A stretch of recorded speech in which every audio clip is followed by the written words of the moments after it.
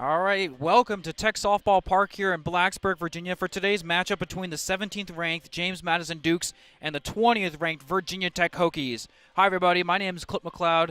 Alongside here, Grant Atkinson, and joined by Dan Demski soon. You know, Grant, it's a beautiful day for some softball here in Blacksburg, Virginia. What should we be expected between these two top 20 teams? Well, I think we should be expecting just a great matchup. Both these teams are coming in with a lot of confidence, both achieving sweeps in their last series. The Hokies wrapping up with a 2-1 victory over Duke on Sunday. And so I think both these teams are going to come in with a lot of confidence, and in particular, the pitching matchup is going to be something to watch. For James Madison, Megan Good will be starting on the mound. She has a 1.8 ERA this year through 97 innings, and she's also batting .351 with 12 home runs and 40 RBIs, so she's really a dual threat for the Dukes. And for the Hokies, Carrie Eberly will be on the mound. She's pitched 135 innings with a 19-2 record and a 1.71 ERA, along with 106 strikeouts. So both teams are going to have some really great pitching today. Yeah, going off of that, you know, for the starter for JMU, Megan Good, she is the only senior on this team, predominantly underclassmen, so JMU should be good for a long time. Leadoff hitter steps into the circle. Eberly's on the mound, and we're about to get started here from Blacksburg, Virginia. Thanks for joining us. Hannah File is up to bat. And the first pitch, she takes inside for strike called, 0-1 on the count.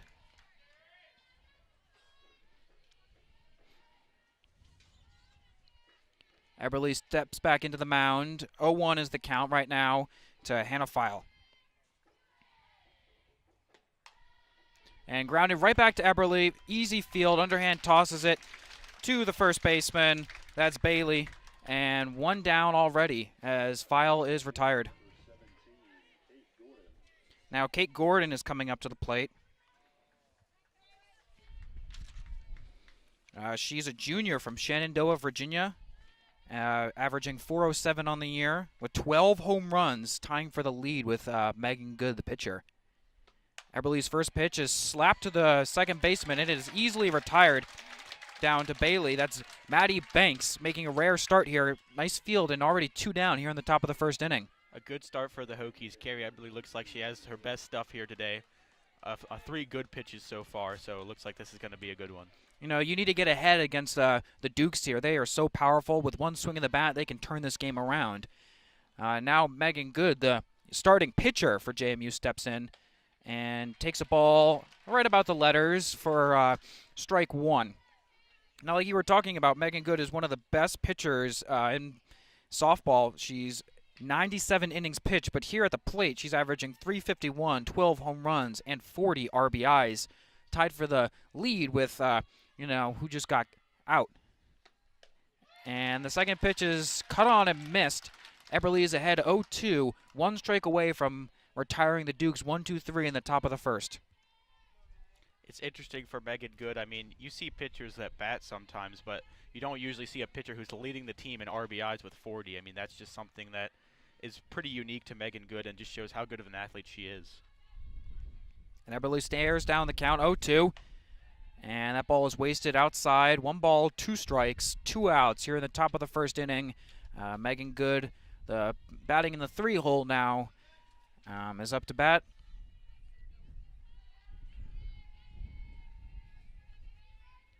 Eberly looks down for the count.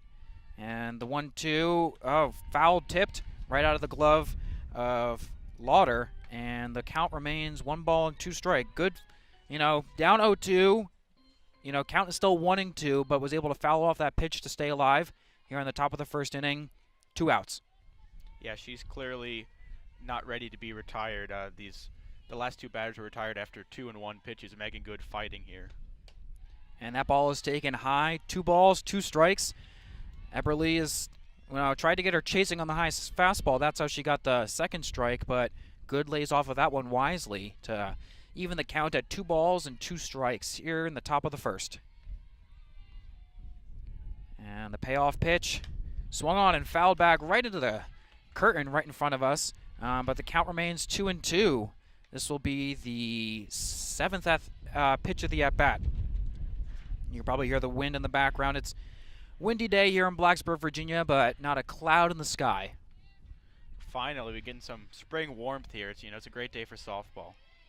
The weekend ahead, we have the spring game here at Virginia Tech.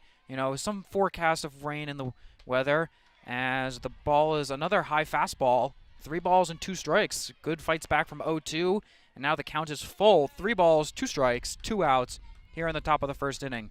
But like you were saying, we've had some rocky weather here in Blacksburg. It's a little bit unpredictable, but, this is a beautiful day for a doubleheader of softball.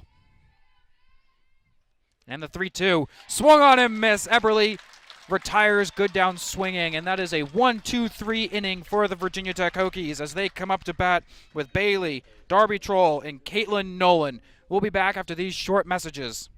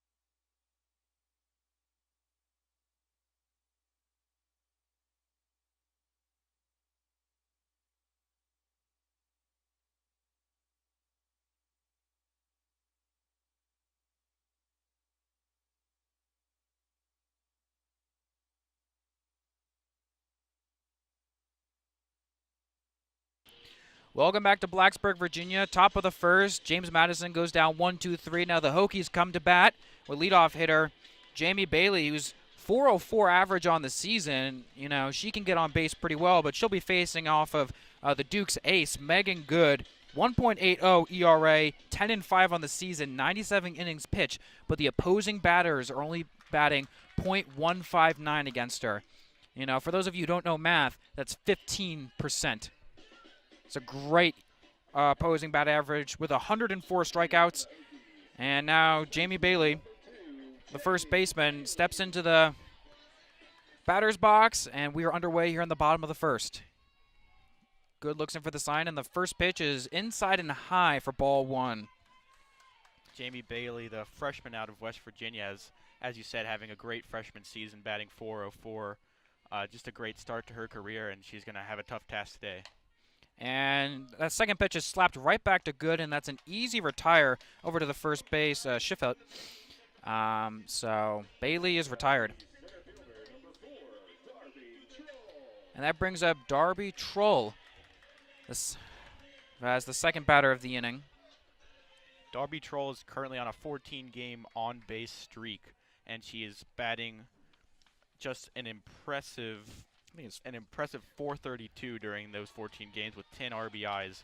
So she's been on a real hot streak lately, and she'll look to continue that against some really good pitching today. And she takes the first pitch up and away. She tried to check swing, but didn't go around, so it's 1-0 is the count as Megan Good looks at her wristband for the signal and delivers a strike right down the middle to Troll. Like you were saying, Darby Troll is off to a great start. She's a sophomore from Fort Mill, South Carolina. She was named the ACC Player of the Week during the week of February 18th, and she's majoring in consumer studies. And the 1-1 is taken high again, 2 balls and a strike to the sophomore. And Troll is playing center field today. That's where she normally plays. Just about an everyday starter for Virginia Tech, and she takes that one inside for a called strike 2, and the count is even at 2-2 with 1 out here in the bottom of the first. Here Megan Good delivers the 2-2, and that ball is slapped, but right to the shortstop and Jubis, and Troll is retired. Here are 2 down. Both pitchers getting off to hot starts. What do you think the key is as Caitlin Nolan steps into the batter's box trying to figure out how to crack Good? I think Good, it just looks like she's pitching with a ton of confidence, which we knew she would come into the game with that. So I think it's just important that the Hokies look to get a couple hits here early, even if they're just singles, something to kind of rattle Megan Good a little bit, because right now it looks like she is just on fire. And speaking of that, Nolan swings at the first pitch, and that is lined right to Hannah at third base. And a 1-2-3 inning for the Dukes. They are retired at 1-2-3 in the top of the first, and they come right back. Score is 0-0, no hits, no errors for both teams. And when we come back, we'll be returning for the top of the second here in Blacksburg, Virginia.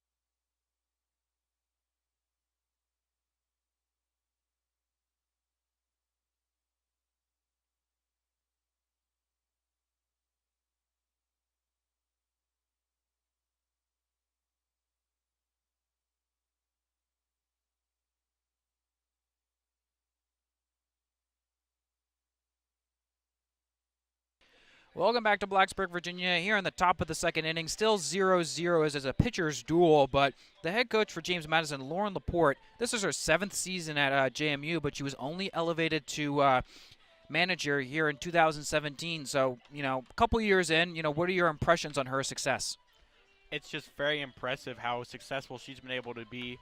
She led them to a 40-win season last season, and then they've been ranked in every poll so far this season. So it's a great start for her, and it looks like it's going to be a great hire for James Madison. And stepping in for the Dukes is Odyssey Alexander, trying to get something going against Eberly. And she takes the first pitch in for a strike. And, the Dukes have been ranked in every national poll so far this season since the preseason. And that's just consistent baseball as they put up a 27-6 record, and they're 8-1 in the conference.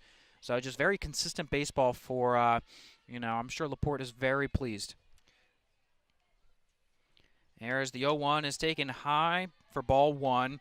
Odyssey, she's batting .304 on the season, 5 home runs and 22 RBIs, but she also pitches. Not pitching today, but 1.54 ERA, and she's undefeated on this season, 11-0. So JMU uses 3 main pitchers, and we're seeing one of her in the batter's box. That one is laced over the right field bag, but foul in foul territory. So now the count goes to 1-2. There's probably about 2 feet shy of being fair. It's a close call, but the right call, that's for sure. If I had to guess, Alexander will probably be pitching in the second matchup today of this doubleheader, so we might see her on the mound later today. And here's Eberly, deals the 1-2, and that ball is a called strike 3 on the outside corner for her second strikeout of the game as Alexander is retired looking. And that brings up the right fielder, Logan Newton. One down here on the top of the second inning. And Newton steps into the batter's box, and Eberly is ready to deal. And the first pitch is in there for called strike 1 on the inside corner. And this is Newton up to the plate now.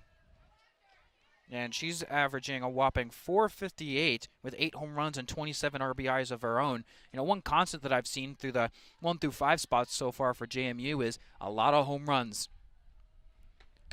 And the second pitch is laced right to Banks, and she retires. Newton for the second out of the inning. So that's, 2 or 3 times right now that a ground ball has been hit sharply to Banks, but she's playing deep second base right on the edge of the grass, and she's able to retire it for the second out. Yeah, this meat of the JMU lineup, as you talked about, able to crush the ball, lots of home runs and lots of batting averages in the 350 to 400 range, and it's looking like Eberly's doing good so far against that meat of the lineup. And Eberly delivers a first pitch swinging strike to Jubis. She's from McDonald, Pennsylvania. She's averaging 435 on the season. Another multi-home run player with 4 home runs and 24 RBIs. And she has 10 doubles leading the team. Extra base hits, they're not home runs, but they put you in scoring position. As she takes that one inside, is able to lay off the off-speed pitch to level the count at 1-1.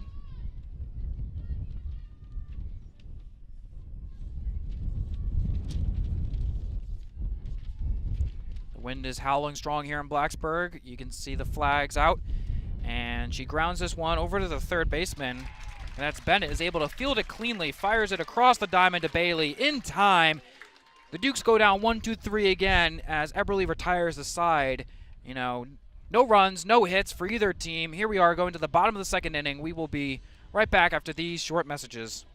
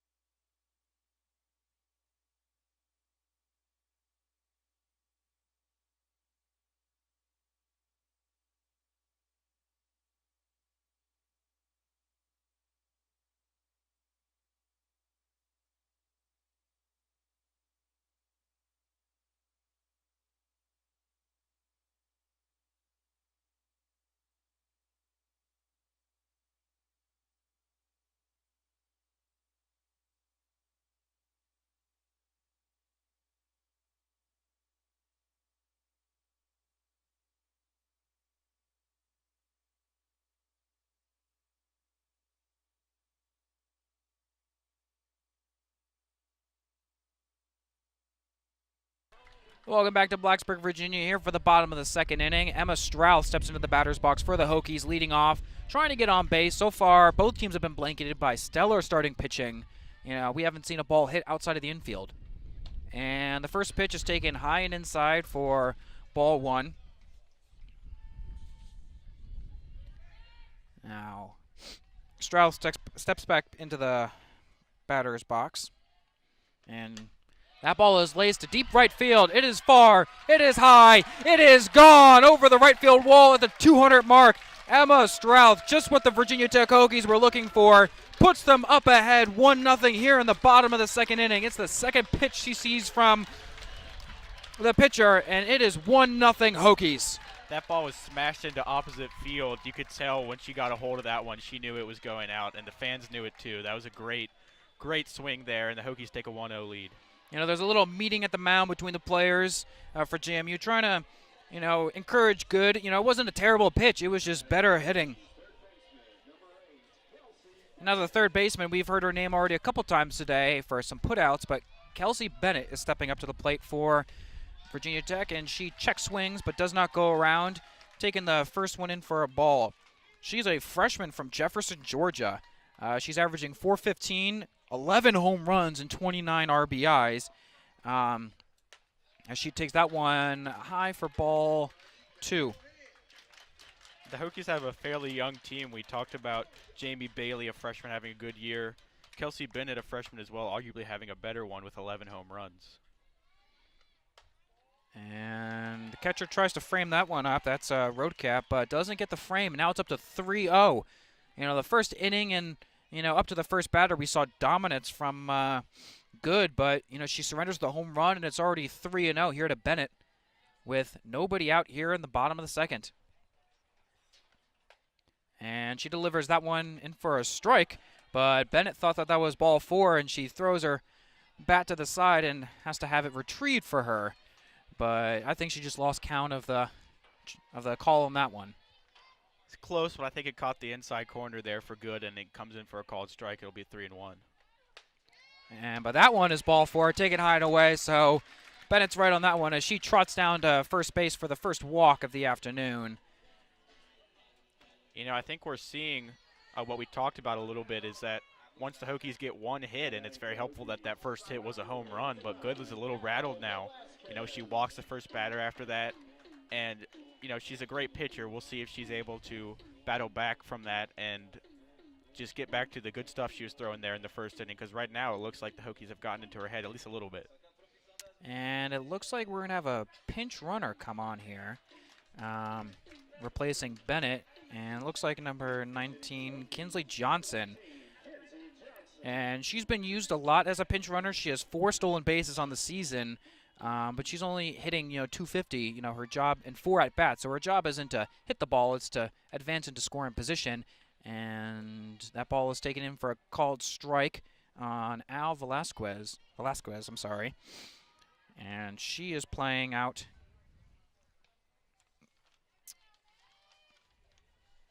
Here as the 0-1 is fouled back. 0-2 as Johnson retreats back to first base.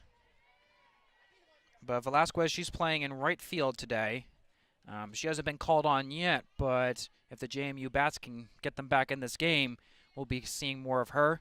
As the 0-2 is taken low in the dirt for ball 1 as Johnson stays at first. She's getting a hefty lead out there. Do you think she's going to try and advance into scoring position?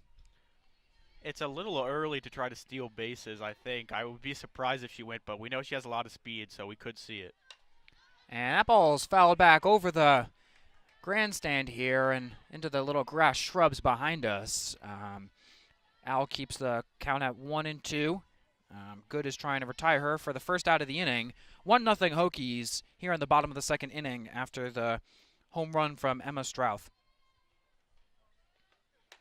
And the 1-2 is swung on and missed. That's the first strikeout of the afternoon for Good, and that retires the first out of the inning. And now the designated player, Grace Chavez, stepping into the plate.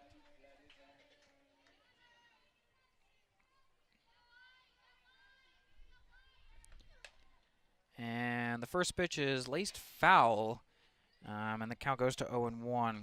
Now, Chavez, she's drawn 9 walks so far in 41 at-bats, so she can give you some hits with 5 home runs and 11 runs batted in, but she has a good eye at the plate. Drawing, getting base runners is, the number 1 priority for, the Hokies.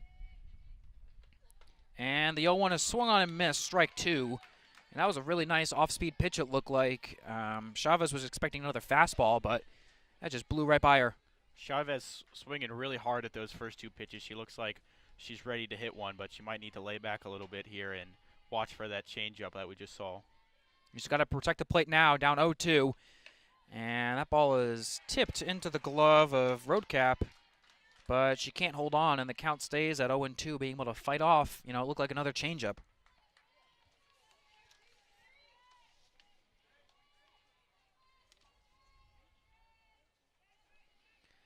And Good looks down at the signal on her wristwatch, and the 0-2 is a high fastball, but swung on and missed for strike 3. That's back-to-back strikeouts after surrendering a 5-pitch walk. So it looks like, Good is trying to claw her way back into this one after surrendering a tough home run to right field. Yeah, that home run really wasn't a bad pitch. It was just a great hit by Strouth. And then she looked a little rattled on that walk, but the last 2 batters, she is right back into it. 2 strikeouts in a row. There's Mackenzie Lauder getting to start at catcher today. Takes the first pitch high for a ball.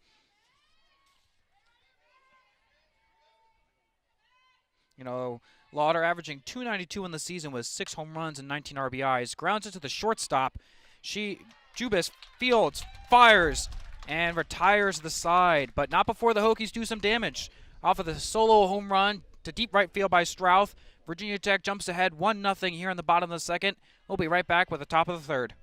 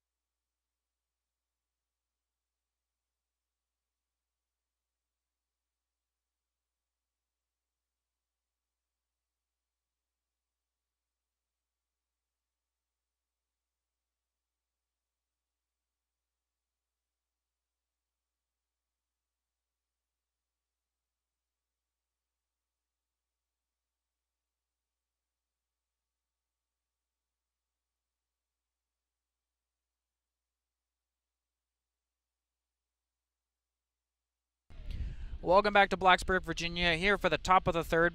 Already 1-0 Virginia Tech.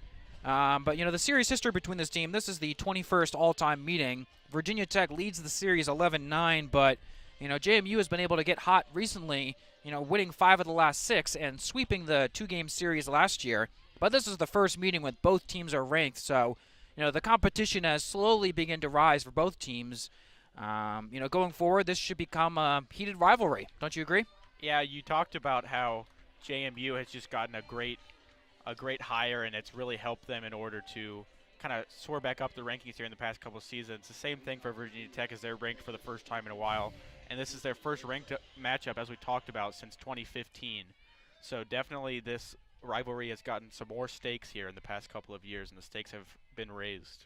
Here's Eberle's first pitch is called strike, and the batter now is Kirsten Roadcap, who's behind the plate for the Dukes today. We've already heard her name a couple times on some nice putouts. But top of the third inning here, still beautiful, not a cloud in the sky, a little bit windy, but can't complain. Nice little breeze to our backs. And Eberle's 0-1 is a high pop-up into deep short. And Strouth calls off Nolan, who was able to put it out. She was the hero in the bottom of the last inning, hitting the solo home run out to right field. And that retires Roadcap. And now that brings up the center fielder, Cambry Arnold. As the infield is playing in at first and third. And the shift is on here. The second baseman comes over and plays in the shortstop position. And it looks like the drag bunt is called foul. Didn't really cross the home plate. And we'll reset for that one. But yeah, Strouth has come in towards second base here, and the Hokies have shifted towards left field. It looks like they're expecting a bunt, and that's what was tried there on the first pitch there by Cambry Arnold. So we'll see if she continues that. And here is the 0-1, another drag bunt, right in perfect place, and fires onto first. What a play by Lauder. Lauder's able to scoop it up. Maddie Banks, coming over from the deep second position, is able to cover first and is able to defeat the drag bunt. I thought that was beautiful placement, but just a better defensive play by Lauder. That was a great bunt, pretty much right where you want it, but Lauder just able to scoop it up with the quick flick of the wrist over to first base and able to get that out. And now batting in the 9 hole, Madison Nyokis, and she takes a called strike 1. She's averaging .349 on the season, 2 home runs and 9 RBIs. She's a junior from Chicago, Illinois. There is Eberle looks in for the call. No balls, 1 strike, 2 outs, and swung on and missed on another high fastball. Eberle's been able to deliver some heaters so far today. It looks like she's got her stuff going early. Yeah, we've seen a couple times her get that high fastball and cause the Dukes to swing in there, and they've missed it. So that's a pitch that we've seen Eberle come back to a couple of times, and I won't be surprised if we continue to see that throughout the duration of the game. And there's the 0-2, taking high 1 and 2. Now Virginia Tech today wearing their gray uniforms with orange and maroon striped socks, and the Dukes purple jerseys with white pants. And here is the 1-2. Eberle looking to retire the side. And that pitch is inside. Nyokis is able to hold off the check swing to level the count at 2-2. Nyokis is out and playing second base today. She's a utility infield, can kind of shift around, and that dynamic has really been able to, help Laporte, with any injuries that have surfaced, and, very flexible infield. Here's the 2-2 is swung on and missed for the 3rd strikeout of the afternoon for Eberle. She retires the side 1-2-3. Through 2.5 innings, it's 1-0 Hokies. We'll be right back for the bottom of the 3rd.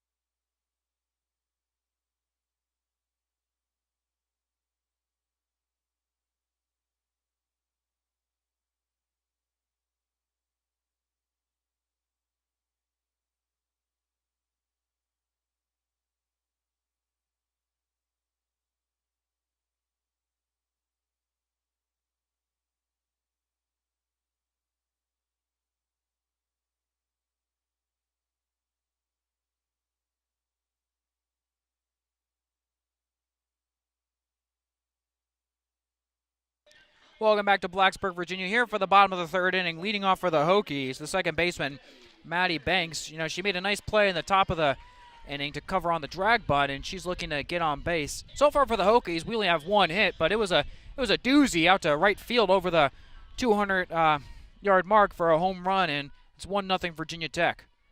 There's good fires, and looked like a little drag swing on that one, but swung on and miss. Trying to, you know, put it right between the second and shortstop, who are playing wide closer to the bags at first and third. And there's the 0-1 from Good. Another running start, but this one's outside. Yeah, there's a big gap there up towards second base and into center field. It looks like JMU is willing to give that space to Maddie Banks if she's able to hit it there. And she shows bunt, but bunts that one foul. You know, Maddie Banks, another one of the freshmen here for Coach Amore. You know, she's another utility infield, can kind of move around, averaging 282 in the season, 2 home runs and 6 RBIs, and just under 80 at-bats. And here's the 1 ball, 2 strikes from Good. And swung on and miss. And Banks is retired. You know, that's an interesting strategy, trying to run up and, you know, pull a quick drag bunt. But, you know, you can't really set your feet.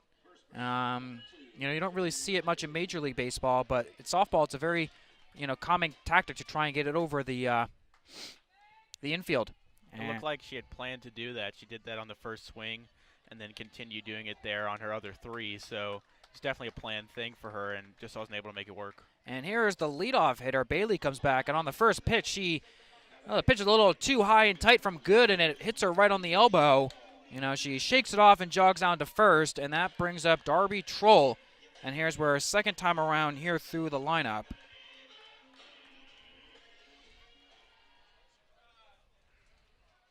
You know, so far Darby Troll 0 for 1, grounded out. And here's the first pitch is taken inside for a called strike 1. That was a heater right there, right over the middle of the plate, and that had some speed on it. Troll didn't even think about swinging at that one. Now, Troll is a sophomore from South Carolina, and she is majoring in consumer studies. Here's the 0-1. That's low and outside, ball 1. 1-1 to the sophomore, as Bailey, the freshman from West Virginia, after the hit batsman, is on first. Here's the 1-1 delivery. And check swing. Did she go around? It does not look like it. The second base umpire says she did not go. So it is 2 balls and 1 strike here to Troll.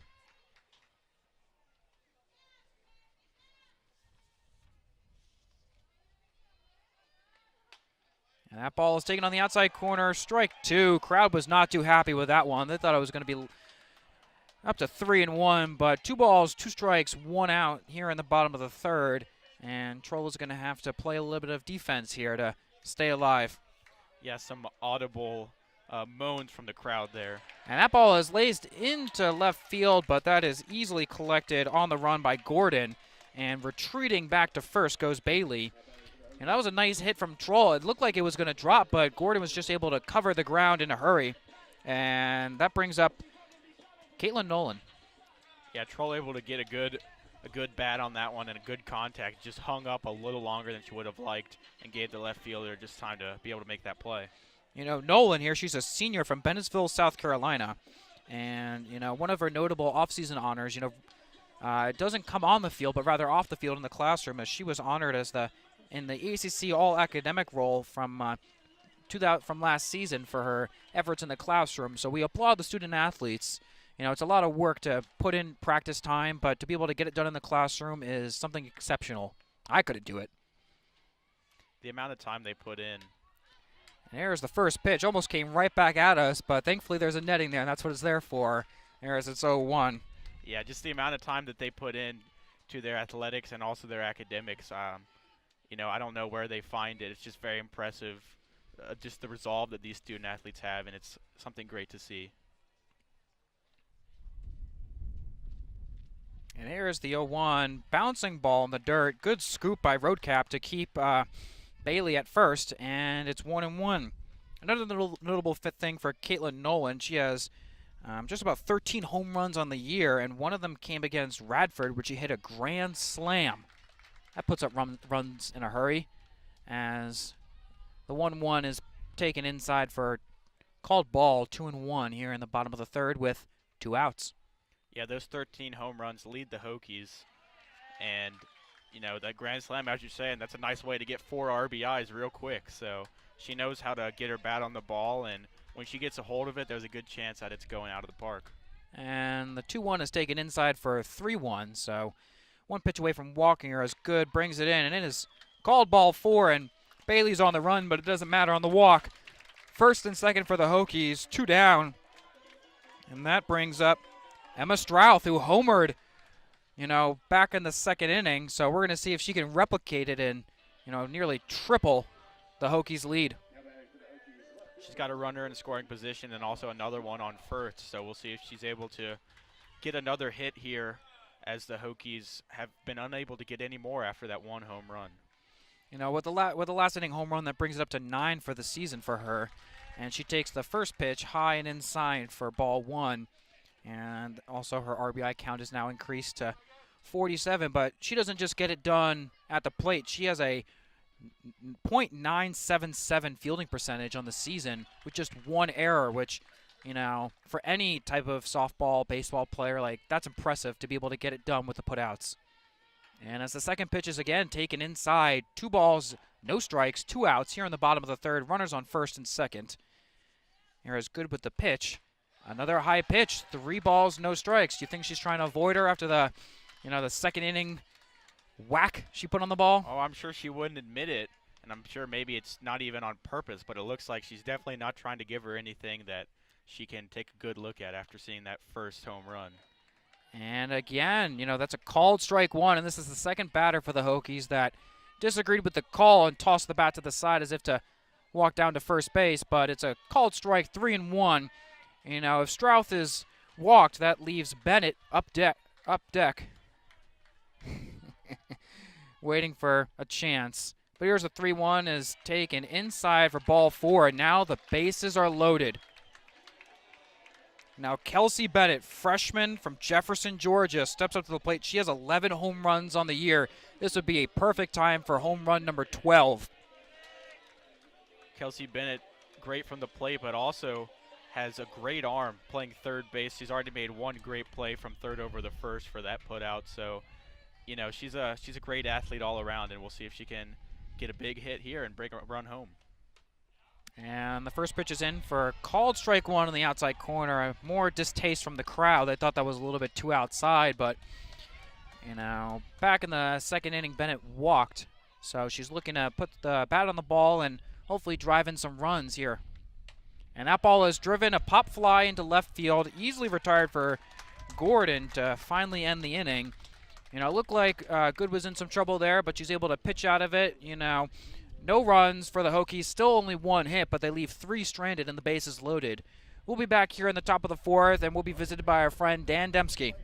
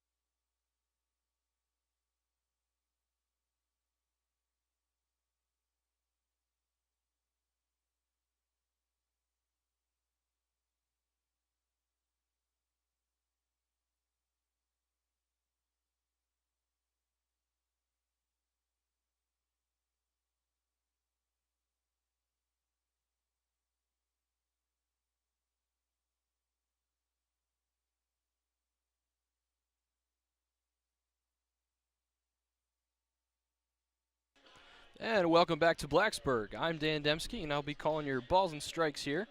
And we're back to the top of the order for James Madison. It'll be Hannah File hitting for the Dukes. She's 0 for 1 this afternoon. 4 home runs on the season, 23 RBIs. Eberly still on the mound. 29 pitches thrown for Eberly so far. She leans back and fires it in there. And it's a called swinging strike on the inside corner for Hannah File.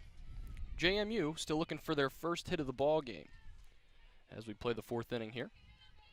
And you talked about how that was only Everly's 30th pitch, so she has not had to put too much stress on that arm, really has not had very many stressful situations. Good had 3 runners as a ball there, but Good had 3 runners on base in the last inning. She had to get out of that jam. Everly really hasn't seen any of that. She has retired most of the batters that have come up, and as you said, not allowed to hit yet. She's pitched about as well as you can ask from a managerial perspective. 1-1 count. Eberly's pitch. And a foul tip back behind the catcher as Lauder goes to grab that one for Virginia Tech. So now 1-2 count.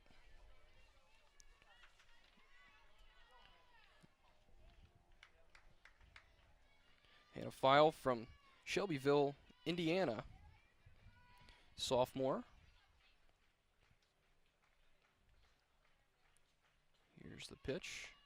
And check swing. And they're going to no swing according to the first base umpire there as they appealed that. Once again, the crowd did not agree. That is the 3rd time in the past inning and a half here that we've seen that, but looked like she was able to check that one up, and I don't think she went. Absolutely. I think that's a good call, Grant. Eberly gets ready to deliver the 2-2 pitch. And another foul tip here down by the Hokies dugout. So, File really having a good at-bat here, Grant. Fighting off pitches and forcing Eberly to run up that pitch count a bit. As we mentioned, she's done a great job of throwing strikes and getting high swings, as Clint so delicately put earlier. Swung on a chop line drive, and a nice play there by Banks. Backpedaling to reel that one in, so that'll be the first out of the inning. And here's Kate Gordon playing left field this afternoon. Gordon, 12 home runs and 38 RBIs on the season. She's hitting .404, and she too is 0 for 1 today. As Eberly throws the heat, and it's a high ball. And Grant, we've seen a lot of those JMU hitters and Virginia Tech hitters as well chase that high cheese, but not to be this time. She laid off that one, and Eberly did a great job through this top of the lineup the first time, but as we've talked about, JMU, one of the best hitting teams. And a hard grounder for a base hit in between second and short. So the first hit for the Dukes today goes to Gordon. And the Dukes are now officially on the board in the hit column today. So the tying run at first, the go-ahead run at the plate, and it'll be the pitcher Megan Good. She's a power hitter, Grant, so we'll see if she'll be looking to give the Dukes the lead here. Yeah, she had a really good at-bat the first time, wasn't able to get a hit, but was able to get 7 or 8 pitches out of Eberly. Absolutely, there's a high ball there. Lauder had to get out of her stance to grab that one. And wouldn't be surprised if the second time through the lineup here we see the Dukes hitters really just try to stay patient and take a couple pitches. Eberly is throwing a lot of those high, out of the zone pitches that the Dukes have swung at there that first time around. Here's the pitch from Eberly, and it's a line drive foul off the net here. Thank goodness we have that net. I know we've mentioned that a lot today, but for the safety of the fans and us announcers, it's a great thing, really. Oh yeah, I think we would have had a couple ones come close to us today if it weren't for that net. So definitely thankful for that. If you hear a thump, don't worry. Hopefully we're okay.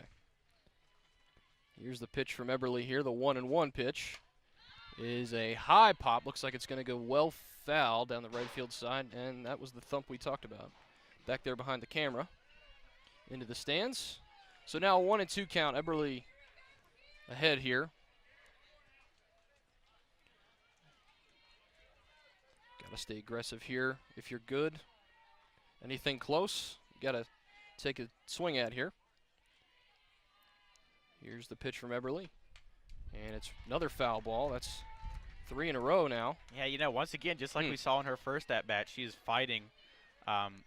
Hasn't been able to get a hit yet, as we talked about, but she's fighting, got these foul balls, and she's forcing Eberly to throw more pitches than she would probably like. Absolutely. There's a reason she is tied for the lead in home runs in the team, and she leads the team in RBIs. It's that patience that definitely helps her get the pitch she's looking for. She fouls off another one there back behind the catcher off the screen. Well, another solid at bat, as you mentioned, Grant. Running up the pitch count here for Eberly, so be interesting to see here with another 1-2 pitch what Eberly delivers. Runner on first for the Dukes. The Hokies lead by a run. Their only hit was a long home run to right field. That's another foul ball, this time well down the right field side and back behind the stands. Megan Good just refusing to go away. No, she's really putting together a quality at bat, especially if she gets a hit here. Pitch number 38 here for Eberly. And it's low and gets past Lauder. That's a pass ball. And that's going to allow Kate Gordon to move up to second base for JMU. So now the Dukes have the tying run in scoring position here. And now it's a 2-2 count. What a great at bat here for Good, as we mentioned. Super patient, waiting for a pitch. Eberly kind of in some trouble here, Grant. Yeah, we've talked about batters chasing that high ball from Eberly, but Good is not. Another foul ball back behind the screen. My goodness. She's not chasing anything. Very Not at all. patient, as you talked about, and that's just what makes her such a good athlete, both from the mound and in the batter's box. Just very patient and not trying to force anything, and you can see that paying off. Absolutely. Very well put. No lead for Gordon here. She's in a running position, though.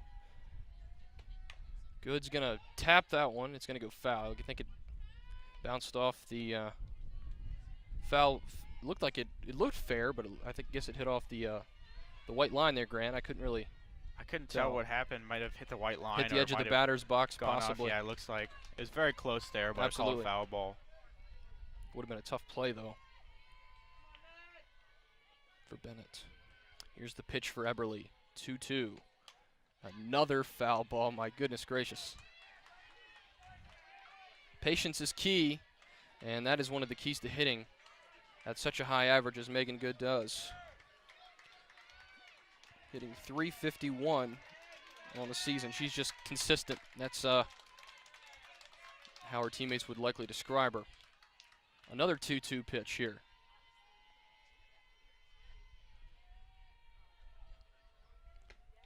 And a swing and a miss. Eberly finally gets her out there.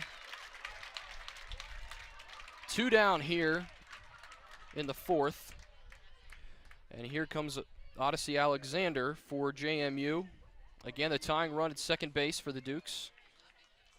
They had their first hit in the inning. It was Gordon, who, as I mentioned, now stands at second. Here's the first pitch here to Alexander. And that's going to through for a strike.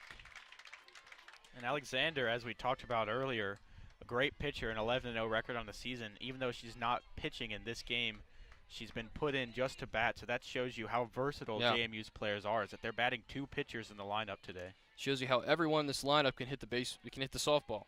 There's no doubt about it. Here's pitch number 2, and it's going to be a hard grounder down the third base line. It's going to go foul. So 2 quick strikes here on Alexander. The Boynton, Virginia native. She's a junior. Yeah, she's 11-0 on the season when she takes the mound. But today, as Grant mentioned, she is at the dish. Here's the pitch from Eberly. And a high strike got her to swing and miss, and that's going to do it. JMU gets their first hit of the ball game on a single, and Kate Gordon was able to advance to second, but JMU unable to do much with that, so it'll be one hit and no runs for JMU here. The Hokies still lead this thing 1-0. We'll be right back to Blacksburg.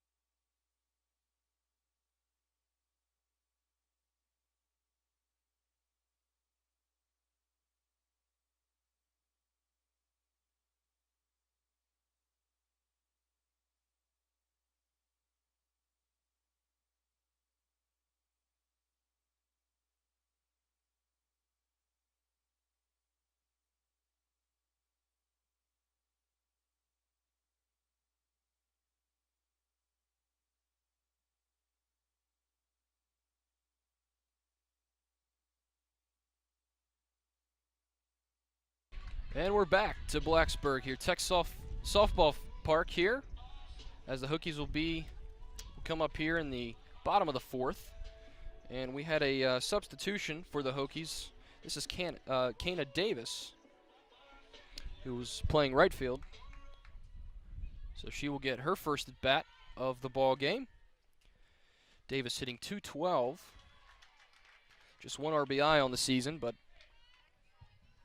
Canada Davis has fought through a lot in her career. She had a wrist injury last year that kept her out of most of the second half of the season, and then an ankle injury at the beginning of this year. And it lines out right at the first baseman Shiflett, and that's going to be out number 1. So she hit it decently well, but you know, sometimes the old slogan is hit it where they ain't, and unfortunately right at the first baseman Shiflett.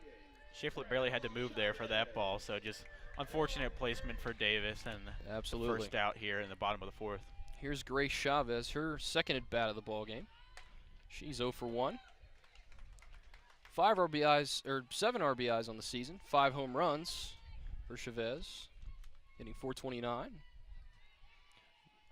As the strike's over. Now here's the 0-1 pitch. Slow roller to third. Fired to first there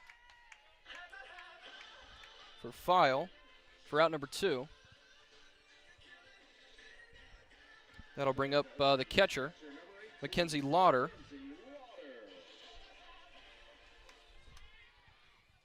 She's 0 for 1. Here's the pitch, and a bit high there on the heat there. It's a close pitch there, Grant, but a good take by Lauder nonetheless. Lauder, a sophomore out of South Boston, Virginia. Both these teams pretty young. Lots of freshmen and sophomores here in the lineup, and for 2 nationally ranked teams, that's a good sign. Absolutely. Future's bright, and that's going to go pop up right near us. This is going to go right behind our broadcast booth here, as that'll bring the count to 1-1 here. 2 down. Still 1-0 Virginia Tech. Here's the pitch. And did she go? And she went. So it'll be 1-2 now. Pretty close, but it looked like she went around there, Grant. Yeah, I think that's the right call. She wasn't really arguing it, so she seems to agree as well. Absolutely. Here's the 1-2 pitch, 2 down. And it skips in there for a ball. Good take by Lauder. That's an easier take than most, but in a 1-run ball game here, you got to be patient here. And both teams we saw, especially in the last half inning, and got to stay patient, got to look for your pitch and take some close ones once in a while. And that's what, especially what JMU did last time out with Megan Goods at bat, which I said, oh my gracious, a couple times. Sometimes that's all you can say, a 13-pitch at-bat. That's mean, right. There's not much more you could say. We're just in awe, even as broadcasters here. That's right. 2-2 pitch is high, and now it's a full count. Looked like Good lost some speed on that fastball there, Grant. That one got away from her a little bit. Yeah. Up high and the third ball. Here's the pitch. It's a line drive down the right field side. Going to go foul, but she pulled that one well. Good contact there, just a little late on the swing, and it Absolutely. goes foul. But a great swing there, and got to give her some confidence here for this next pitch. Indeed. Both teams have just one hit. Here's the pitch. And it's in the corner and called strike 3 on the inside corner. Great pitch by Good. And 3 up, 3 down here for the Hokies. No runs, no hits, no one left on base. It's still a 1-0 lead for Virginia Tech. We'll be right back to Blacksburg, Virginia.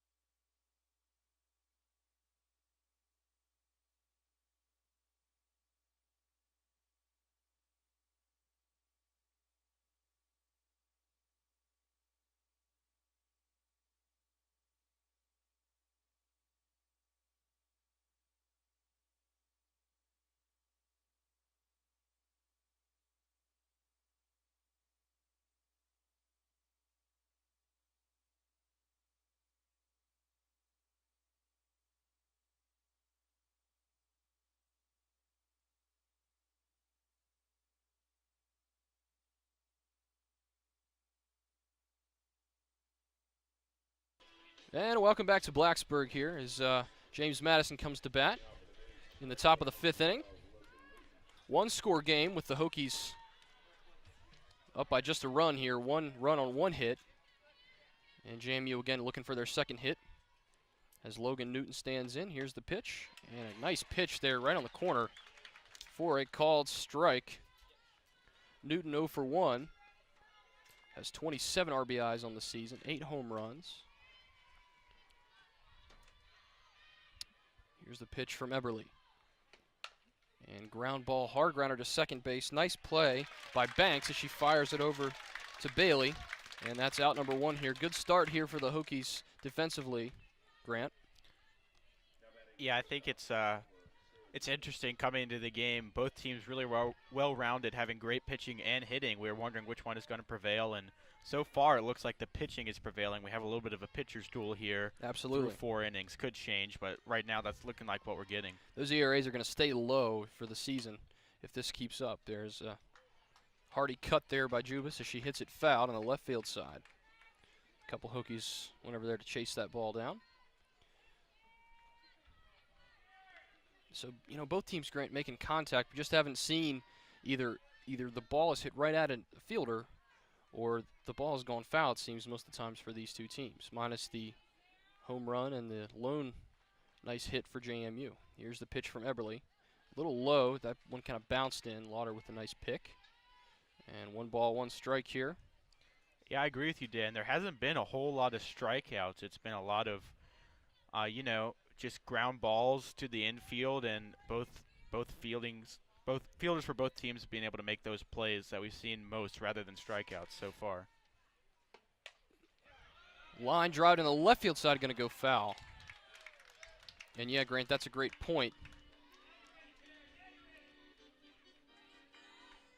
Now 1-2 count on Jubis. And Eberly seems to have lost a little bit from her fastball, but that happens as the game goes on. Both these pitchers putting in work today. Not going to have to use the bullpen, it looks to be, very much. As that ball's inside, going to be called a ball. And again, those fans here are not liking that one, Grant, as the count goes to 2-2. Fans definitely thought that one caught the corner. It looked like they may have an argument, but, you know, close call. And the very close pitch. Umpire decided to go with the ball. Here's the 2-2 pitch to Jubis. Swung on and missed for strike 3. Out number 2. And a nice pitch there by Eberly. She gets it done.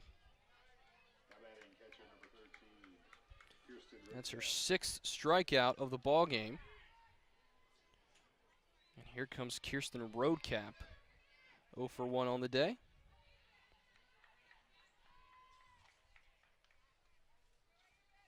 Here's the pitch.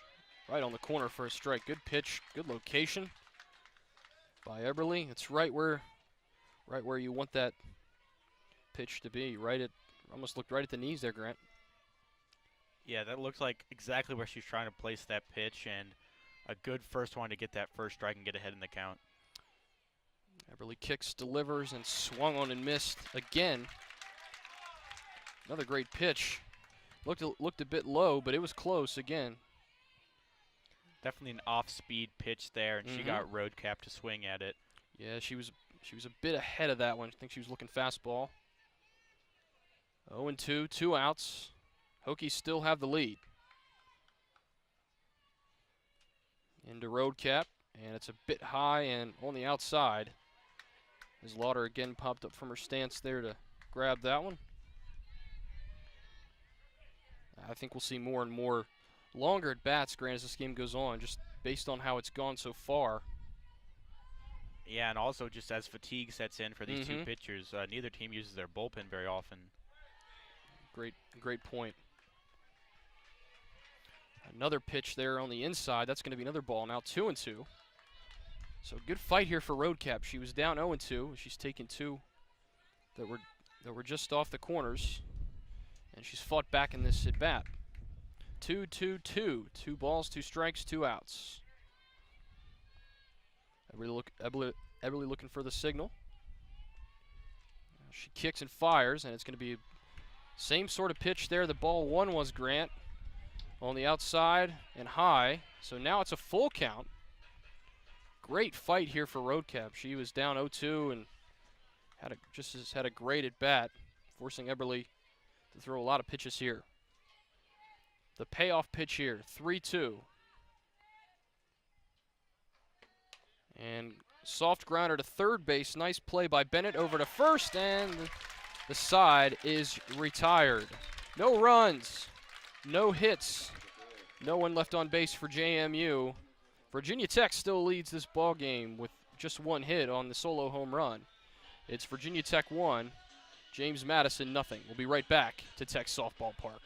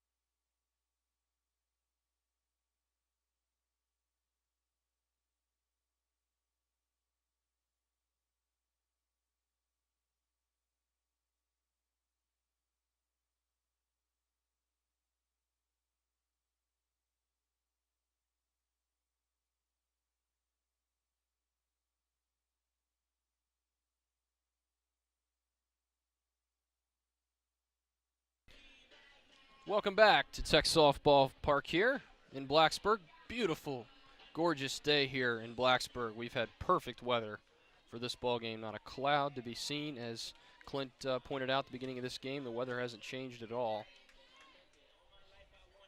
As Maddie Banks will lead off for the Hokies here. Batting from the left side here. Here's the pitch. Tried to run up and bunt that one, did Banks, and she missed it. Megan Good, just 59 pitches. She's been fantastic, to say the least. Just the one hit on the solo home run, and she's been locked in ever since. Here's the second pitch. Tries to bunt that one, and it's going to go foul down the third base line. And she's out. And they're going to call bat interference there, it looked like. So out number one there. Jamie Bailey up now for Virginia Tech. She's 0 for 1 this afternoon as well. Batting from the right side. Here's the pitch. And it's going to be a little off the plate for ball one. Yeah, Bailey 0 for 1 today, drew a walk in her second at-bat, but she is 4-0-4 on the season, so she's looking to get something going. And Jamie Bailey, as she pops this one, and it's going to float in between short and left field for a base hit for Virginia Tech. And Bailey is one of 15 freshmen in college softball with an average of 400 or higher, so she's definitely in great company there as she gets on base here. That was a great at bat. You don't always have to crush the ball. You just have to find the soft spot there in the outfield. That's exactly what she did. Great crowd here on hand today with the weather, and they're getting a little riled up here, starting a "Let's Go Hokies" chant after that latest hit. Absolutely, the second hit of the ball game for Virginia Tech. Here's the pitch now, little inside to Troll. She's 0 for 2 this afternoon. As we mentioned before the game, she's on a 14-game on-base streak. Has not been able to get on base today, so we'll see if she can start it here. Grant, do you expect the Hokies to play more small ball here with a lead rather than try to, say, hit the long ball or hit the extra base hit? Do you think we'll see the Hokies try to bunt as we saw early on in the inning? I think it's very possible, just given the way this game has gone. Long fly ball on the left field side. It's going to go foul. Nice diving effort out there by Gordon. She couldn't get to it. But yeah, just the way this game has gone, the lack of hits that we've seen, I wouldn't be all that surprised if the Hokies start to play a little bit more small ball here and try to get some runners on base and see if they can't increase this lead a little bit. I totally agree with you, Grant. Good analysis there.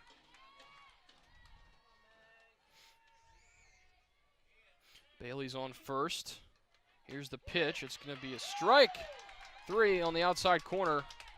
And Troll is now 0 for 3 on the afternoon. Troll once again not agreeing with that call, but that's been the call all day, that outside corner. The umpire's calling it a strike, so Absolutely. That's just something they're going to have to adjust to, it looks like. Totally agree with you, Grant. He's calling it both ways, and that's how you know you've got a fair umpire here. It's good. He's getting ready to deliver with 2 outs. Runner on first for Virginia Tech. Here's the pitch, and a high strike. He's been calling that as well, Grant, for both teams this afternoon. As Nolan, she's 0 for 1 this afternoon.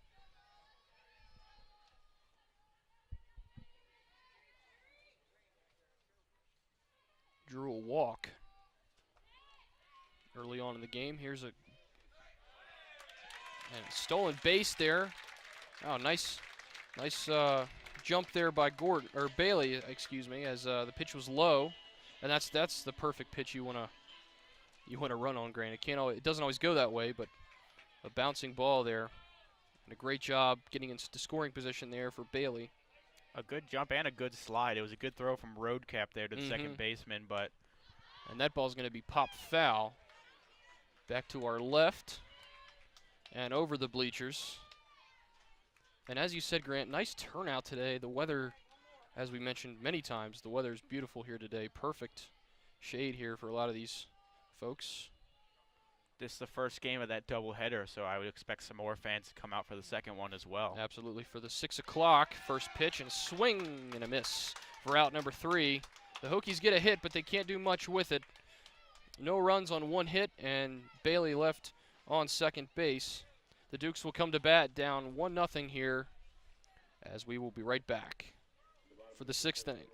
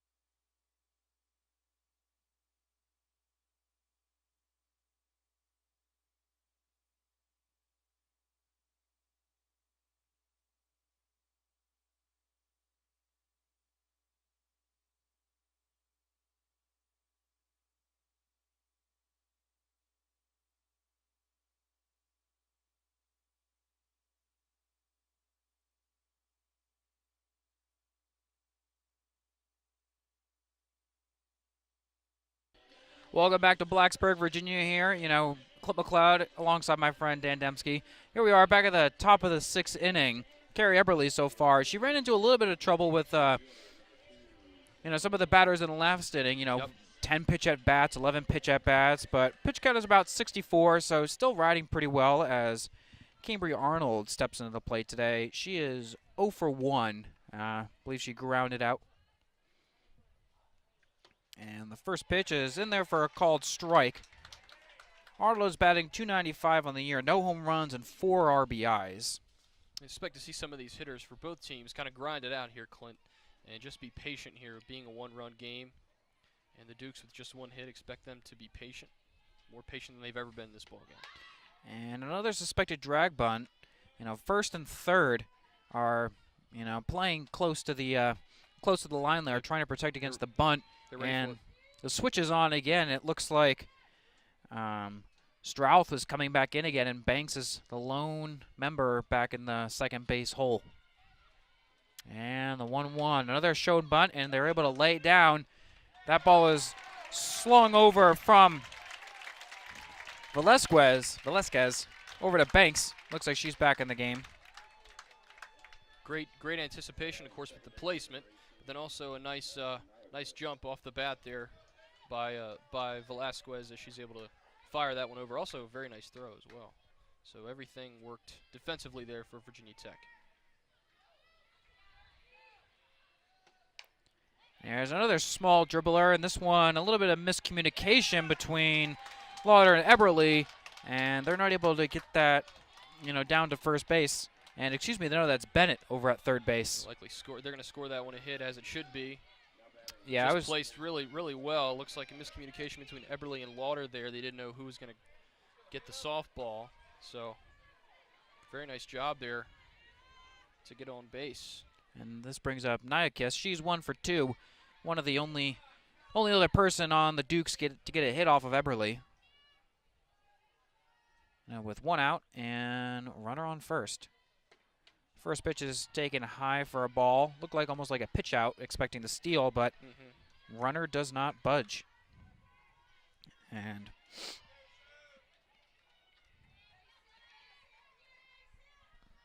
here's the 1-0 to Nyakis. Nyakis hitting .349, Clint, so she can certainly slugging .488, so she can certainly bring those.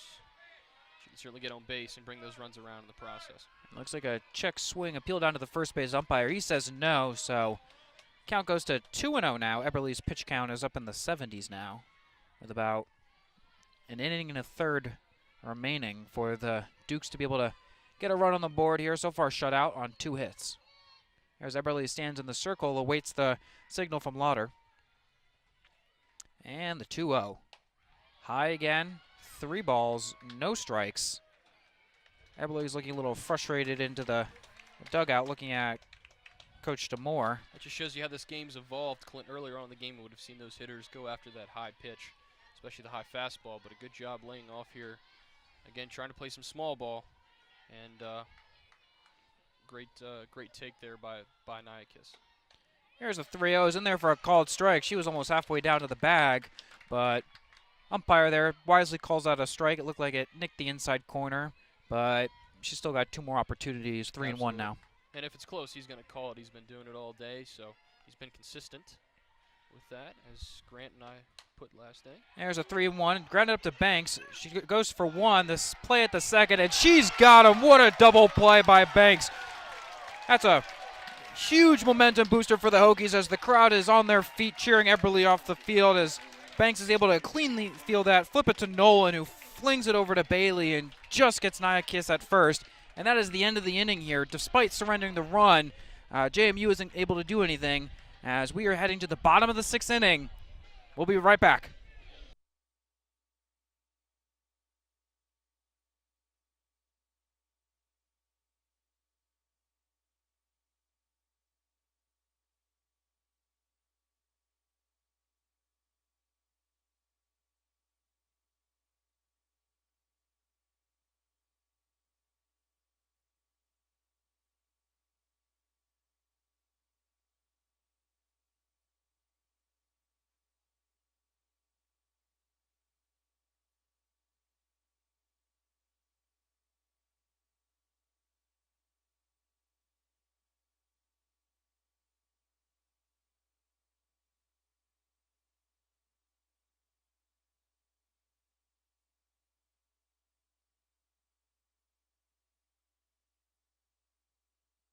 Welcome back to Blacksburg, Virginia. Here in the bottom of the 6th inning as the Hokies come to bat.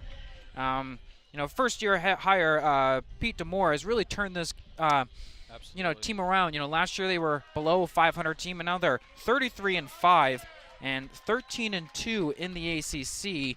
They're just coming off of a 3-game sweep, including a doubleheader victory against the Blue Devils of Duke when they only allowed 1 run. Yeah, and again, we talked a lot about the pitching for Virginia Tech. Has been on point so far this year, and that takes a lot of pressure off the hitters as well. You don't have to hit 5, 6, 7 home runs a game to win. Score a couple runs here and there, and you're good to go. And that's what Virginia Tech has been able to do this year. And here is Emma Strouth. They've had some very high-scoring games, Clint, but they've also had some very low-scoring, close ball games. I think that's just a one-run game. Testament to the team. They're able to put some runs on the board, but also play a very clean defensive game. As Strouth steps in, she's the hero so far with a home run back in the early going. First pitch is taken in for a strike, and now she takes one high and away for a ball. But highlighting back to Coach DeMoore, he was an assistant coach at Missouri from 2007 to 2016. Now, I don't know math very well, but that's a long time. There's the 1-1 is taken inside for 2-1. He graduated from Missouri. He got his BA in General Studies and Master's in Sports Psychology. Interesting. So, he sounds like the right man for the job. Absolutely. He's definitely, it's not just about coaching these players. It's about kind of instructing them in how to perform on and off the field. As this one's popped up into foul territory, and File cannot make the play in foul ground, saving Strouth. As the count levels at 2-2, it looked like that one just went right through her glove. Yeah, it looked like the umpire there was trying to get out of the way, but he couldn't get completely out of the way. He didn't really interfere on that play, Clint. But DeMoore, served last season as the Keensaw head coach, and he was able to take them to the regionals. Wow. So a lot of success in different programs, as this one's laced foul on the first base line. It was a career 109-42 record, so he's looking to bring a breath of fresh air here to the softball program that has a lot of talented players. They had a lot of good players last year, but we're just not able to file suit, and he's run into a couple of injuries this year. Olivia Lattin, this one's fouled back again to the screen. Olivia, what their record would be if they were completely healthy, Clint, as is with all sports, with most teams. But Virginia Tech very fortunate to have Pete DeMoore for sure. He's like you said, Clint, he seems like the right man for the job. Very experienced, seems very professional. You know, Olivia Latin, the everyday second baseman, as this one's fouled again back over the left field side. You know, she got injured in the third game of the season. You know, it's tough to lose a starter like that, Absolutely. but I think, you know, Virginia Tech's 13-2 ACC record shows that despite the loss from an everyday starter, they're able to recover and, you know, as a team kind of scramble into that second base position as Banks is in there today. As this ball is bouncing in front of the plate, in front of Strouth, and that brings the count to 3 balls and 2 strikes. And that early in the season, Clint, when you lose a player, you're able to figure out what works and what doesn't, just being that it's so early and you can find the right pieces in time, rather than if it's late in the year and you just can't seem to put it all together before it's too late. This one's a pop fly into center field, and the second baseman, Nyakis, comes over and is able to retire Strouth, but not before she increases Megan Good's pitch count. You know, she's above 85 now. And the Hokies have a winning record in one-run games this year, Clint, 25-14. That was to Pete DeMore and the Virginia Tech Hokies. So, and it's a one-run game as we see right now. So let's see if they can add on to it here. It looks like we got a timeout as ball from the bullpen, flies over. So Newton has to go retrieve it for the Dukes, and Kelsey Bennett steps into the plate now. Drew a walk earlier in the game.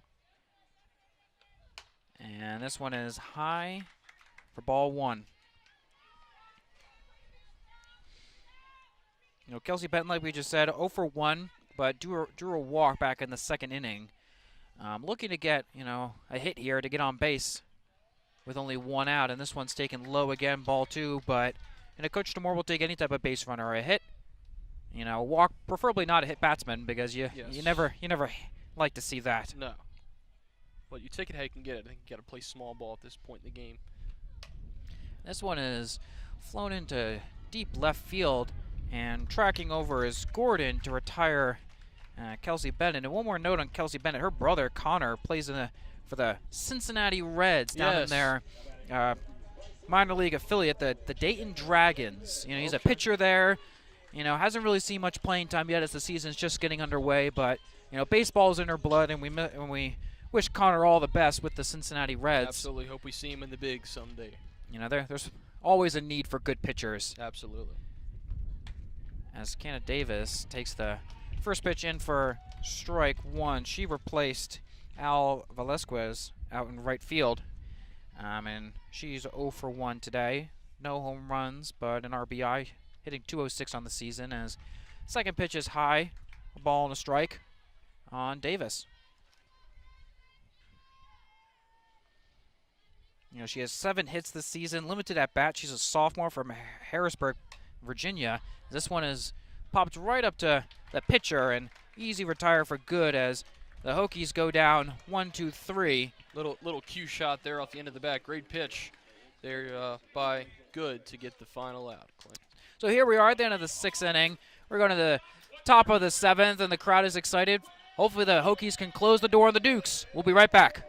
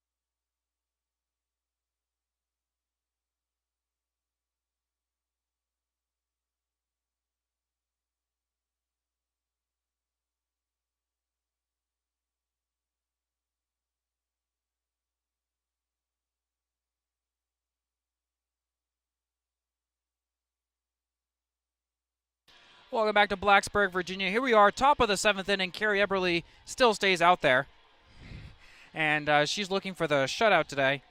Virginia Tech is tied for the most shutouts in the ACC with Florida State with 13. They just recently shut out Duke 6-0 in their last series closer, but looking to close the door on the Dukes, but not if Kate Gorton has anything to say about it as she steps into the batter's box. 1 for 2 today. One of the 2 hits coming off of her bat. And the first pitch is grounded foul down to the third base side. Bennett goes chasing, and it's 0-1 to Gordon. Quite an aggressive swing there to start the at bat. Obviously, she knows she's down a run. Got to have that run back, and just barely got a piece of that one. One swing of the bat. But if you want anyone in this position, it's Gordon. She has 108 at bats coming in today, which leads the team. As this one is grounded over the third base side down to the left field line, and it is fielded quickly by Strout, but a throwing error over the right side dips it towards the dugout, and Davis quickly recovers. But Gordon, originally only a single, and it looked like Banks couldn't handle the relay throw, and she advances to second. What a way to start this top of the 7th. Yeah, great swing there. Keeps the ball fair down that left field side there, and then just the big mistake there by Virginia Tech. No errors the entire game, and played pretty great softball. That's just the one impurity so far for the Hokies and defensively. Normally so solid, Clint. So we'll see if they can. And it looks like we're going to have a pinch runner here. That looks like number 6, Kelsey Brown. She has 5 stolen bases on the season, hasn't had an at-bat, but, comes in these situationals, lots of speed on the base pass.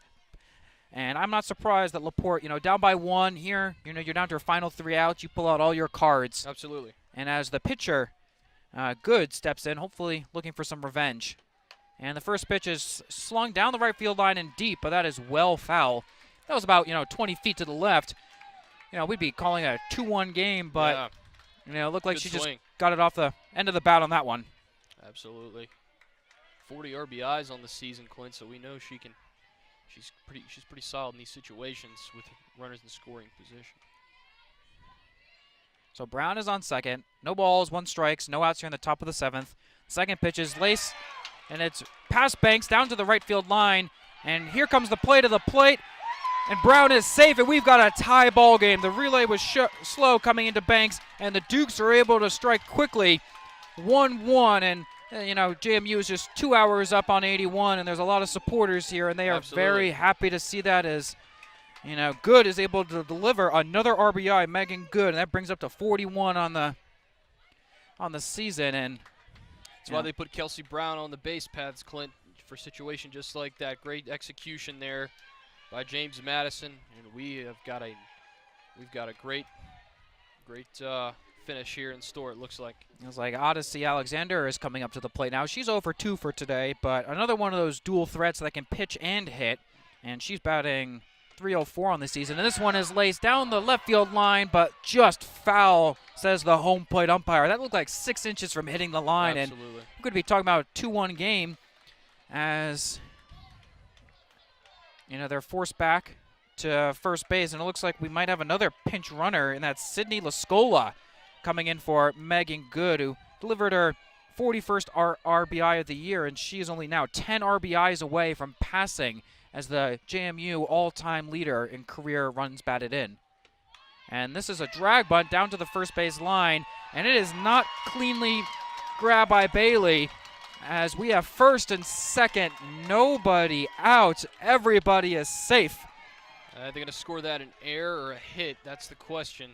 She bobbled it, so looks like they're going to call that one a hit. Call it a hit, yeah. She couldn't handle it. It's another mistake there for Virginia Tech in this inning alone. So. And it looks like we have another pinch runner. It looks like number 26, Michelle Sullivan, coming in, and she has 2 stolen bases on the year, so a lot of speed on the base pass for the Dukes. So anything into the gap, and you could be talking about 2 runs in a hurry. Absolutely, Ashburn native. And as Sullivan.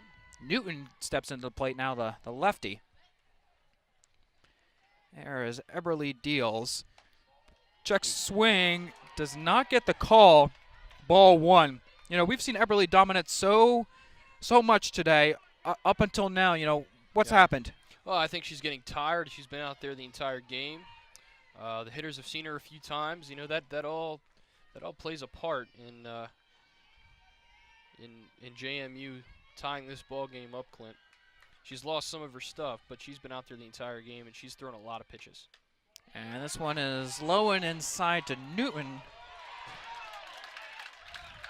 Called a strike.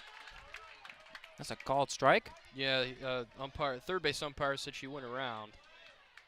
All right. Interesting call there. Interesting call. I didn't really see much of a... I saw the tail end of it. But count is now leveled at 1-1. That could be a potentially big help for Eberly, absolutely. trying to get her confidence back. There's the 1-1. And it shows bunt low and away. You know, she's kind of in, well, nobody covering second base. She had a big lead there off second base, Clint, and nobody covered the bag. So yeah, it looked like Nolan kind of raced over to third. It looks like Hokies are trying to play for the force at third just to smart. Slow the bleeding here with nobody out. Well, you really need a ground ball is the bottom line here for Eberly. That's why she's been keeping the ball down. So we'll see if she does it again here down the count. 2 balls, 1 strike, and this ball is driven out to center field and deep. Tracking it is Troll, and she comes up with a catch, but tagging to third base is Lascola, and she's in there safe as the cutoff throw goes a little bit high, and Bennett's not able to corral it. Outfield. Pretty good throw. Just a bit high, but you know, but Troll was able to track down that ball quickly. It looked like it might have fallen down, but she's got some speed in center field as we got runners on second and third, 1 out here in the tie ball game. Yeah, that was a nice play for Virginia Tech here. But here as Sarah Jubis steps into the plate. Crisis not averted yet, Clint. Runners on second and third here. Go ahead run for the Dukes, just 90 feet away now for Jubis. And it looks like we've got a timeout called. I'm not sure what. Not really sure. It looked like, you know, potential warning given out towards Eberly. I don't know. You know, it's pointing in that direction, so might have been, you know, stalling warning. I'm not really sure on that one, but, you know, the home plate umpire saw something that we didn't and correctly addressed it here as Eberly steps back into the circle. 1 ball, no strike, 1 out, and Eberly deals. And that ball is laced down the left field line, hooking foul, landing right inside the Virginia Tech bullpen. Speaking of the Virginia Tech bullpen, there's no action going on in there, so looks like DeMoore is trusting his ace, Eberly, which, you know, frankly, I would too. Well, as we mentioned, neither of these teams really go to their bullpens that often, Clint, so it's no surprise that Eberly is staying in the ball game here. And the 1-1 is taken high for ball 2, you know. If you need an extra base hit, you know, you look to Sarah Jubis. She has 10 doubles, which leads the team. And a double here would double the Duke's advantage. Yeah, they've really come out here, stayed patient most of this game, and they've gotten some breaks on this in this inning, but they've also come up with some big clutch hits as well, Clint. 2-1 is taken high again, 3-1. Yeah, Eberly in trouble here.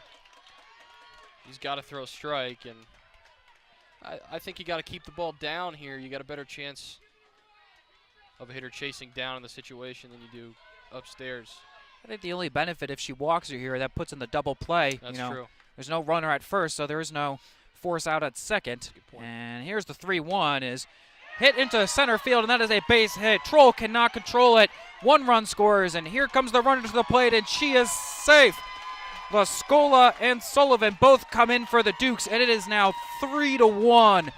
After a laser into center field that Troll was not able to control and relay into the plate. Yeah, and on top of that, another throwing error, the 3rd error for Virginia Tech. And it's been sloppy softball here down the stretch as, like I said, such a clean start to this ball game. But just the cutoff, I guess the throw home, I assume is what that was. It was way offline, almost to the Duke's dugout there, Clint. So. And here is Kirsten Roadcap, the catcher. But, you know, like I just said, another double for Jubis and 2 runs batted in, so that's 11th double of the year. And this pitch is outside, ball 1. So 3-1. You know, the Dukes have been shut out all game, and here they put up 5 hits, 3 runs, and they're not done yet with only 1 out, and Jubis sitting at second base. And it looks like Lauder is going to have a conversation with Eberle just to try and calm down the nerves. They're able to score in bunches a lot of times, JMU is, Clint, and it took them all game to do that, but they've certainly opened it up here with 3 runs, and 5 hits in this inning alone, and 2 errors to top that off. So that those errors definitely make an impact. You're at least talking about 2 runs that came across because of the errors. And the 1-0 is taken in for a hard strike, 1-1. You know, Eberle needs to try and get back out in front of the count. You know, put the batter in a defensive situation, not the other way around. That's where she's run into some trouble, but Roadcap is still trying to keep the advantage in favor of the Dukes with only 1 out. Still no action in the Hokies bullpen, Clint. I know we said that, you know, DeMoore is going to keep his ace out there as long as he can, but you can tell Eberle is tired and fatigued, and she's played a heck of a game for Virginia Tech. And the 1-1 is taken in for a swinging strike 2. But, you know, Virginia Tech only really predominantly uses 2 pitchers, and we're in a doubleheader here, so, you know, we'll be seeing a lot of the second one later on tonight as the 1-2 is laced foul. Oh, my goodness. Look out, third base coach. Third base coach there almost took off her head. And nice little dipsy-do out of the way there. Dipsy-do, yeah. We'd have to be calling an ambulance if I was out there. I would. I don't have those good reaction times or reflexes. But she's able to. That's why I'm not an athlete, Clint, anymore. Anymore, that's the key. But she's able to share a good laugh with the third base umpire as count levels at 1-2.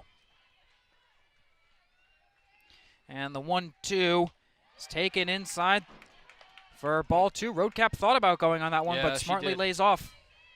Yeah, he's been calling that. Ump's been calling that inside pitch, but it looked a little higher than his strike zone allows there.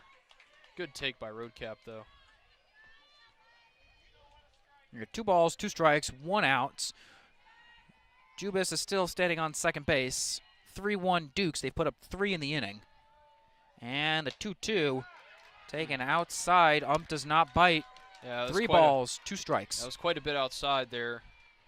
She's having a hard time finding the strike zone here, Clint, during this inning. There is Roadcap, a junior. You know, plays infield catcher, but it's behind the plate tonight from Harrisonburg, Virginia. She's a hometown girl. Goes to her, of course, JMU in Harrisonburg. You don't see that too often. And the payoff pitch is grounded foul. Just got a piece of that one. It almost looked like it went off her foot, but. Yeah, good battle here by Roadcap, fighting and staying alive. And again, the big thing, the pitch count now.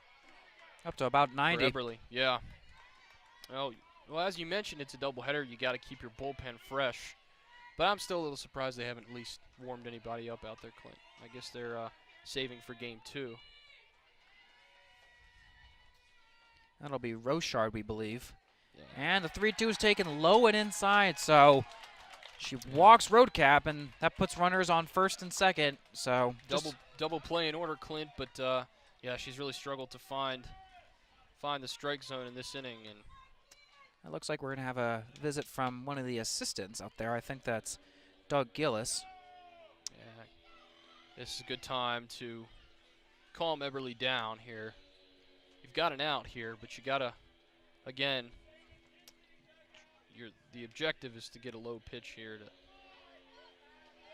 cause the ground ball. So, you know, Keely Rochard is penciled in to start the second game, but you know, the only two other pitchers that Virginia Tech has used at all this year are 2 freshmen, and their ERAs are up in the 15.75.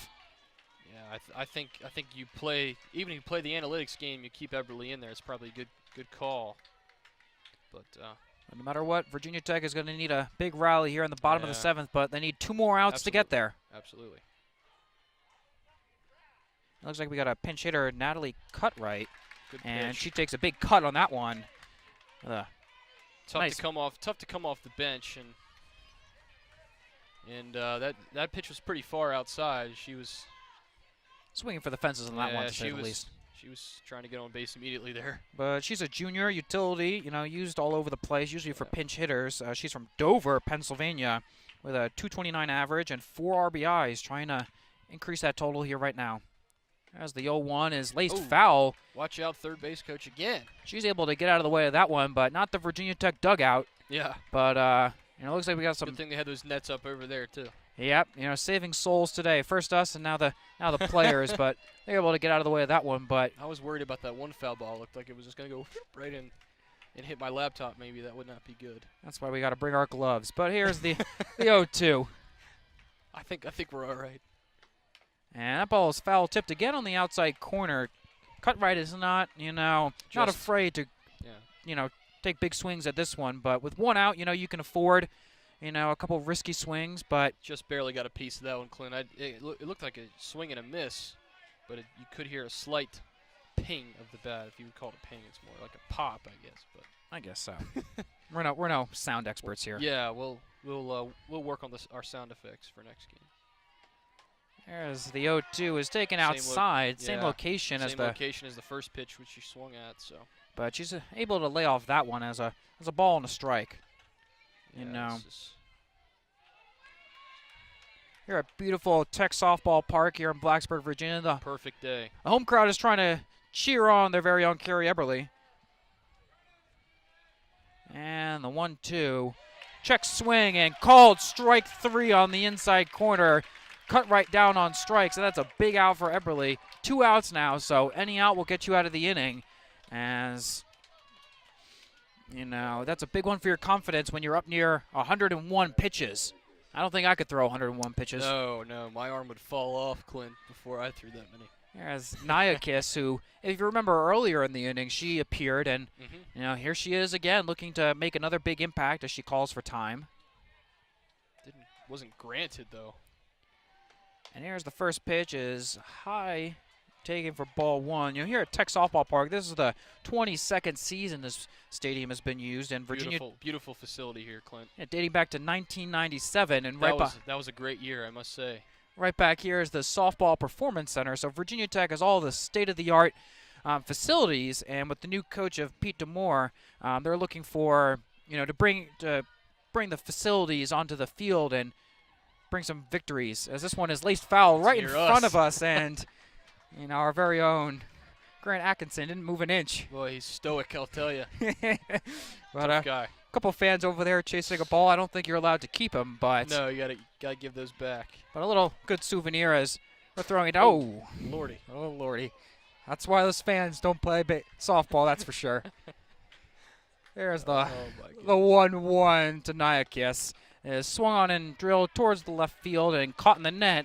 Foul. Yeah, it's good. That's a good fighting swing there for Nyakis. You're already up by 2 runs. You've got 2 runners on base. Really just looking for something in the gaps here, Clint, to at least score the 1 run, maybe 2. We'll just have to see how it plays out here. As Eberly, of course, has the advantage in this at-bat so far. There is the 1-2 looking to get out of this inning. Low and inside again. 2 balls, and she's trying to paint the corners on that one, but unsuccessful there. 2 balls, 2 strikes, 2 outs, all 2s. Top of the 7th inning, 3-1. Yeah, James Madison has exploded in this inning. Couple key errors for Virginia Tech. Allowed 2 runs to score. The other run was a solid double. And this one's taken low. 3 balls, 2 strikes. One ball away from loading the bases, but Carrie Eberly dangerous here. Looking for her 20th win on the season. Was up 1-0 all game, but you knew that James Madison at some point, with the danger of their players and at-bats, are going to strike eventually. And unfortunately for Virginia Tech, it's in the top of the last inning. Yeah. So they only have 3 outs to respond if they're able to get out with stopping the bleeding. As a 3-2 is swung on and missed. And that is finally the end of the inning, but not before JMU puts 3 big ones up on there on 5 hits. Yeah. Virginia Tech surrenders 2 errors with 2 runners left on base, and we're heading to the bottom of the 7th. Let's see if Virginia Tech can stage a comeback.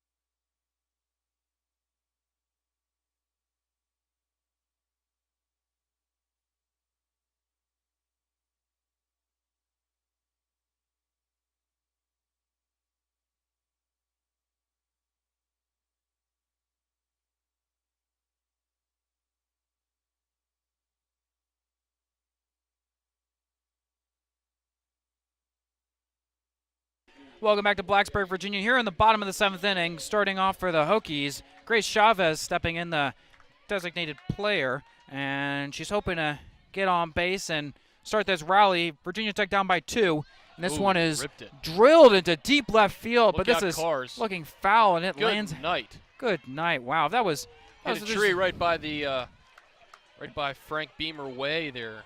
Beamer Way, I should say, rather. Yeah, you know, that could have been the shot that his full name, first name basis. I don't know if I'm there yet, unfortunately. No, but 0-1 is taken high, gets by the catcher, but doesn't really matter. No one's on base, so 1-1. But that was a moonshot by Chavez. Oh yeah, imagine if that was fair. That would have been gone by a mile. She's got the power to do it. 5 home runs on the year, but hooked that one foul. Looked like a little bit early out on that one. Just pulled it, hoping to, you know, create some similar contact here with a ball and a strike. And here's the pitch. Check swing. Umpire says that she doesn't go. 2 balls and a strike to Chavez. Yeah, that's a good call. Her hands barely moved, so got to stay focused here if you're Virginia Tech. There's Chavez 0 for 2 on the day with a strikeout and a flyout. She is just under 439 on the season and called strike 2. 2 balls, 2 strikes, no out. That was a pretty pitch from. Yeah, right on the outside corner, about belt high. Perfect location there by Good. She continues to have the stuff, Clint, especially location-wise. And the 2-2 is taken a little bit low and outside. Now that was just below the knees for full count. You know, Sarah Good got off to a little bit of a bumpy start. You know, walked and, you know, threw a hits batsman to load the bases in the 3rd, but able to pitch her way out of it after the. Yeah, she's pitched extremely well. Home run in the 2nd, only surrendering 2 hits. And the 3-2 is a called strike 3 on the outside corner as Chavez goes down looking with 1 down here in the bottom of the 7th. Hokies down to their final 2 outs. Yeah, that was a perfect pitch. Caught a lot of the plate. It looks like the argument or first base coach. I'm pretty sure that's Kiran Kumar is coming over to say something to the umpire. I don't know what she asked there. We might have a. Wish we had mics down on the field. Looks like we're. Mackenzie Lauder's up to bat, but I'm looking in the. Did she ask for pitch count or something? No, I think on the on-deck box you can see that Meredith Slaw is stepping in for Maddie Banks if she comes up to bat. Pinch hitter then. Yeah. Probably got to let the ump know. You know, smart decision, but ball is low for 1-0, so Slaw stands on deck as Lauder stands up to the plate. 1-0 on the count, 1 out. And this ball is fouled back to the screen, 1-1. Seen a lot of those middle in pitches that have been just hit foul, and of course off that screen many times. And Mackenzie Lauder, just like a lot of Virginia Tech Hokies, has baseball blood running through running through as her father played at Longwood Yeah. University and was the Virginia Player of the Year in 1985, as this one has popped up right in front of us. Almost as the fan snagged. fan tries to one-hand grab it, but these softballs are pretty large. They're tough to grab one-handed. I wouldn't try it. Probably jammed his finger. It looked like it just clipped his ring finger. I couldn't see for sure, Clint, but if he had a glove, he would have cut that for sure. See, He that's why would've we need gloves up. Caught that for sure. But in a 1985 Virginia Player of the Year for Mackenzie Lauder's father, so she's looking to deliver a big That was hit. inside. Good That call. Was inside, saved her from a punch out. So it's 2 balls, 2 strikes, 1 out to Lauder. He's been calling that, but that time, that looked off the plate to me. That was a good call by the ump. Looks like Goods looking to the dugout for a signal and looks at her armband and looks like ready to Puts the head deal. down and deals. And it looks like a pop-up and foul territory. Moving over Routine is play. File, and she's able to collect that for the second out, and Virginia Tech is down to their last out as Meredith Slaw, the pinch hitter, comes up. She is a freshman from Warsaw, Virginia, averaging .283 on the season, 3 home runs and 15 RBIs. Her cousin plays catcher at Wake Forest, and another cousin runs track at the University of Virginia and William and Mary. So lots of athleticism in her family. As this one is drilled, first pitch swinging up over the net, and oh wow, what a play by Great play Roadcap! by- She's able to secure the ball right in front of the net, and that's how it's going to end. Virginia Tech goes down 1, 2, 3, 2 pop-ups in foul territory as Slaw swings at the first pitch. Virginia Tech leading most of the game, but JMU is able to strike 3 runs in the top of the 7th and are able to close out this one by a score of 3-1. Thank you for joining us. My name is Clint McLeod along with Dan Demski, joined by Grant Atkinson for 3304 Sports. We will be back in a few minutes for our post-game wrap-up here as Virginia Tech drops the first one of the doubleheader 3-1. Thank you.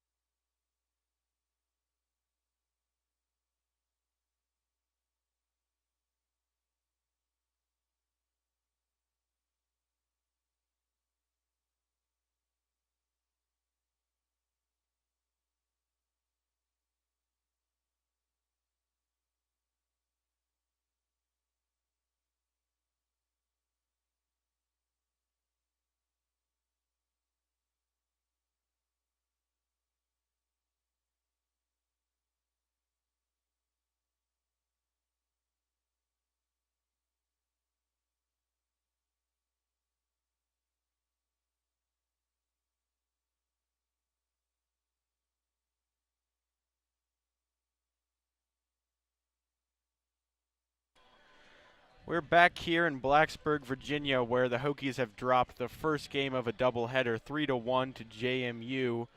Carrie Eberly with a good start there, only gave up 1 hit through 6 innings, but then gave up 5 in the top of the 7th. JMU able to take a 3-1 lead, and then the Hokies unable to battle back in the bottom of the inning. Dan, what did you see there at the end of the game that allowed the Dukes to take the win in the first game here? Well, you saw some timely hitting by the Dukes there in the 7th. But also one thing to point out is Virginia Tech with 2 errors in the inning that at least costed 1 run. But you got to credit JMU, Grant. They were patient for most of the game. We were wondering when their bats were going to get going. We talked about it in the pregame about how they're so consistent hitting the softball. And you know, they showed just how clutch they can be in the late innings there. Yeah, you know, that's something we haven't really seen from the Hokies so far this season.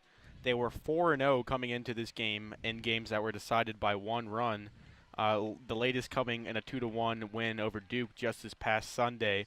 So we haven't really seen that panic from the Hokies. They were undefeated in those close games, but coming down the stretch, it seemed like Eberle did not have her best stuff there in the 7th inning, and the fielders kind of knew it, and it caused a couple of fielding errors. It seemed like the Hokies were a little tight there in the 7th inning, and unfortunately for them, surrendered the lead. But still a great game, and we got another one coming up here in just a few minutes. Yeah, you got to give Eberle credit. She did all she could do for most of that game until the 7th inning there.